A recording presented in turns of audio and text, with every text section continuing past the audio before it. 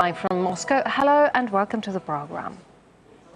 The Syrian army is battling small groups of rebels who remain in the ancient Christian village of Malula. Opposition fighters linked to al-Qaeda have been in control of the area for almost a week, reportedly looting religious sites and forcing residents to convert to Islam at gunpoint. RT's Maria Finoshna made it to the village following reports that government troops have recaptured it, but found pockets of resistance still remain.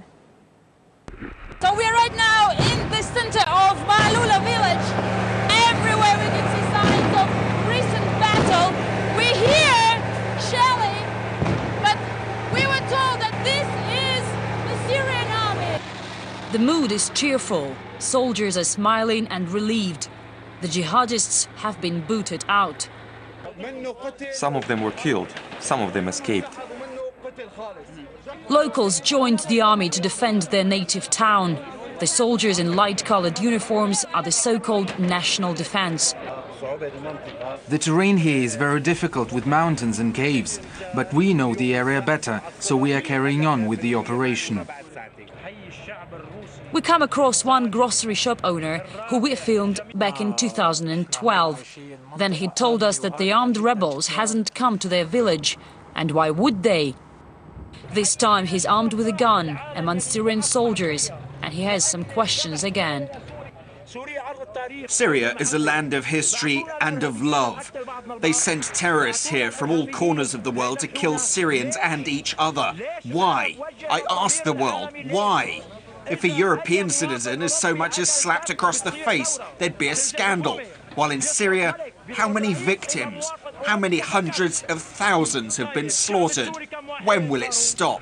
We quickly find out that it won't be today. Held by the militants for a week, it seems that mountaintop Safir Hotel still poses a threat. That's Safir Hotel. Our goal was to liberate it and push on to Martakhla Monastery. But we couldn't do it. Their snipers are everywhere. Malula is home to many Christian churches and monasteries, as well as mosques. Everywhere we go here, we see either crosses or minarets. Now, added to these, we see black jihadists' flags. It's time to head back. Hey, stop! But while in the car, something goes wrong. We take cover in a place where we find dozens of army soldiers hiding from enemy's bullets. The main road is being targeted, and it is our only way out. We think over our chances when our engineer gets hit.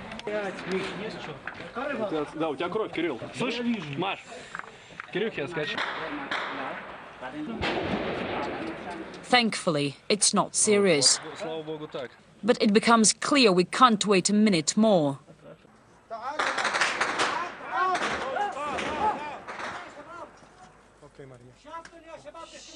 We're now stuck here in this corner, and we're now trying to get out of here using this way.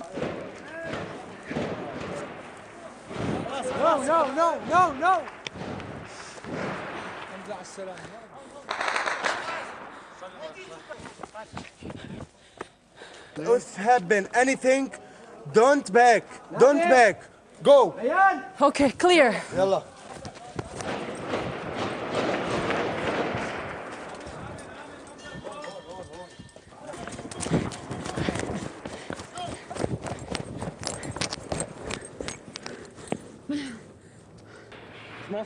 Did you hear the bullets? Did you hear them whizzing by? Now say that we've reached safe area.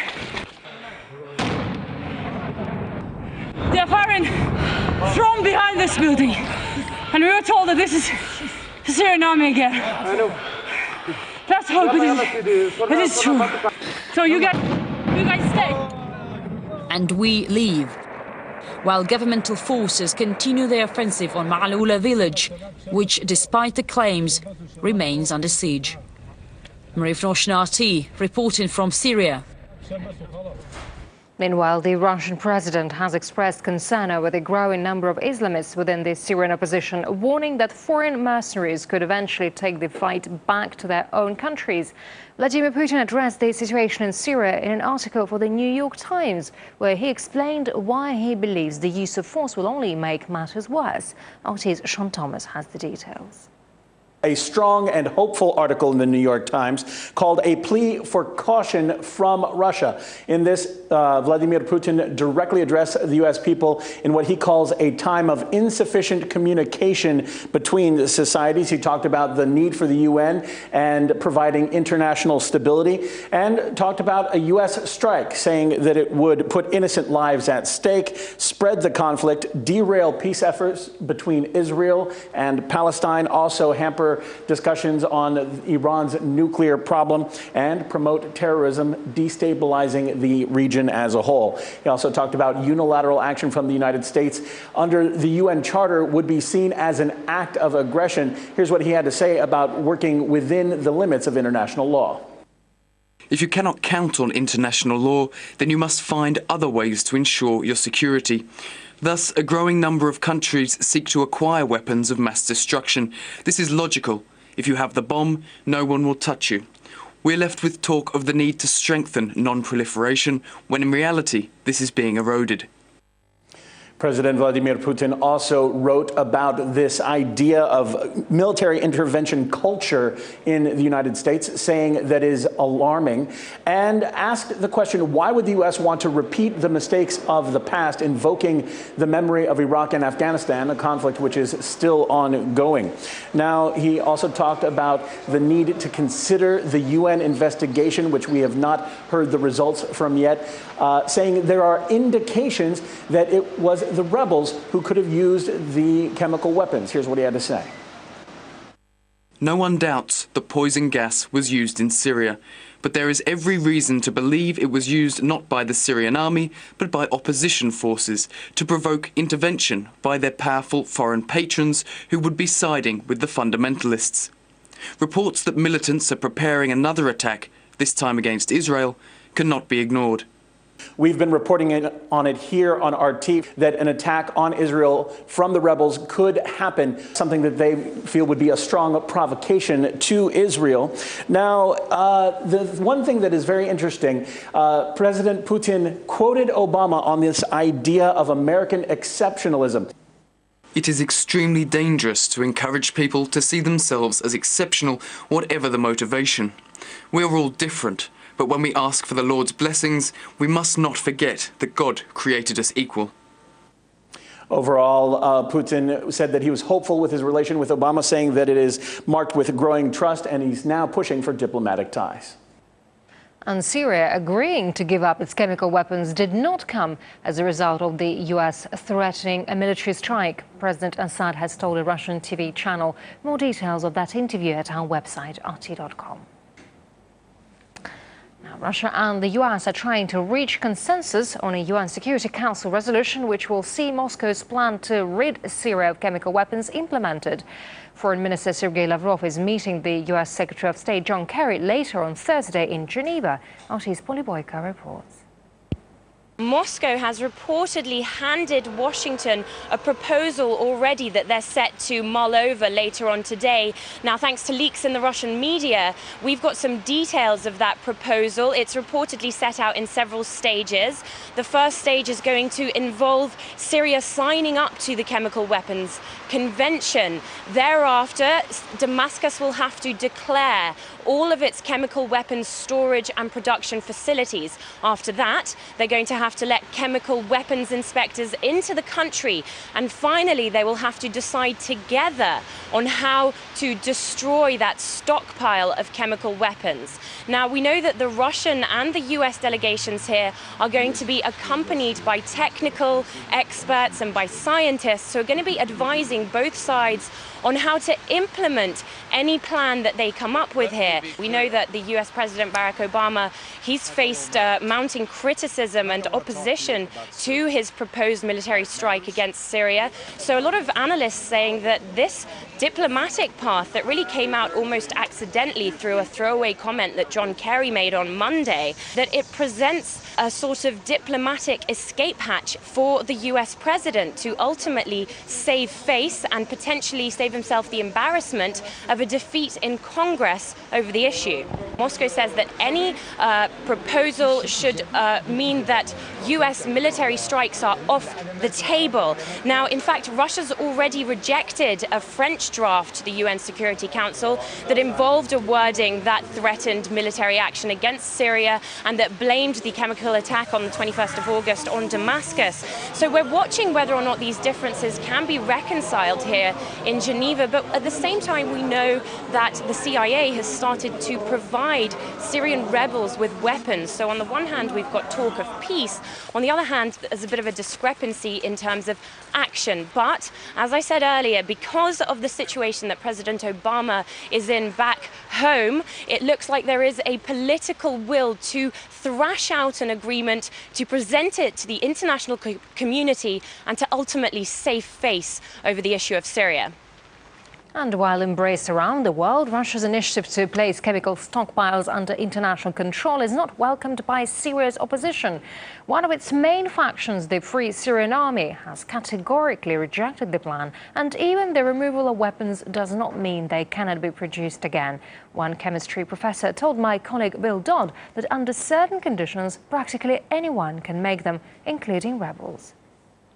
Anybody with access to some raw materials, the raw materials are not gotten at a grocery store, but they can come in very easily. One can buy on the chemical market items that are just one step away from sarin, easily 2 steps away. So a chemist with about a master's level of training can produce sarin quite easily. The rebels in Syria could easily have used chemicals themselves in an attack of that kind. They could if they had recruited some chemists with a few years of training in chemicals. There's many different types of chemical weapons that are available. Some of them easier to make than sarin, not quite as effective as sarin is, but easily made and easily brought in, easily transported. Now, I understand that you conducted an experiment that proved that making chemical weapons is very easy to do. If that's the case, why haven't we seen more terrorist attacks using chemical weapons? Well, one of the reasons is probably because of natural selection. Those that try to make it are, if they don't know what they're doing, they're going to die in making it. And so it's risky business if you don't know what you're doing. If you know what you're doing, if you have, again, about a master's level of training, we did several tests to assess what level of training one would need, and one can pull this off really quite easily. And access to the chemicals is easy, and then dispersion is easy. Why there have been not as many attacks with chemical weapons, I'm not sure, but there are actually dozens of documented chemical attacks I know in the United States. They don't receive a lot of attention, but there are documented attacks. And we're heading into a break now, but we'll be back with more news in just a moment. Coming up, an interview with Kevin Mitnick, one of the world's most wanted hackers from the 1990s, who tells us why hardly anyone's safe from online surveillance. That's later. And also can find out how a city in Russia's Far East is working around the clock in a race against advancing floodwaters over concerns that failure could mean disaster. That's after the break.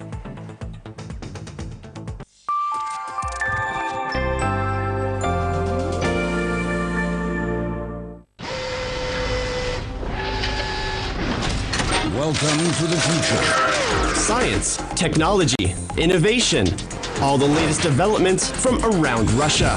We've got the future covered. Does the media lead us or we lead the media? Privacy versus security. All right, your party, where's it going? The questions that no one is asking with the guests that you deserve answers from. It's all on Politicking, only on RT.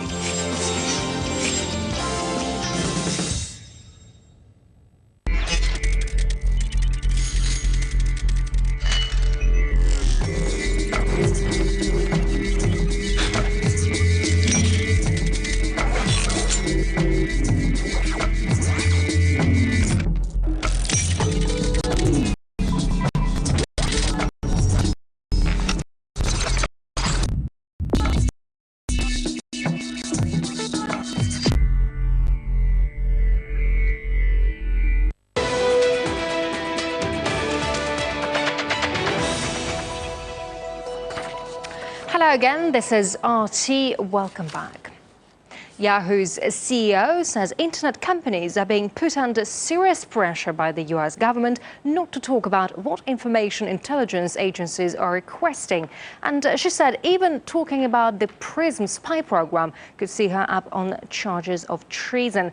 Yahoo has joined Facebook, Microsoft and Google in a lawsuit against the White House, pushing for the right to disclose the number of NSA requests they receive. And RT's Marina Portnaya joins us now live with more from New York. Marina, so we are hearing some senior people from big corporation speaking out now. So what's been said there?